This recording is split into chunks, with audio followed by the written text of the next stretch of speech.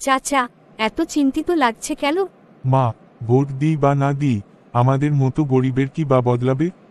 চাচা, আপনি না ভোট দিলে যারা খারাপ কাজ করে তারাই সুযোগ পাবে। একটা ভোটই তো অনেক সময় বড় পরিবর্তনের শুরু।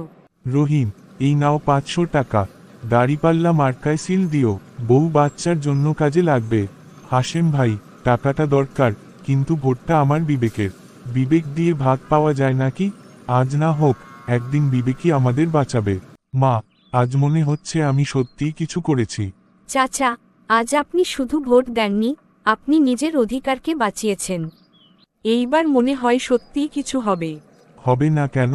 আমরা যদি প্রতিবার সাহস করি, তাহলে একদিন এই দেশও আমাদের মতো সাধারণ মানুষের হাতেই গড়ে উঠবে। তাই আজ যোগ্য প্রার্থী জয় লাভ করল। নির্বাচন শুধু ক্ষমতার লড়াই না, এটা মানুষের আত্মসম্মানের পরীক্ষা। আর একটা ছোট ভোটও কখনো কখনো পুরো ভবিষ্যতের দিক বদলে দিতে পারে।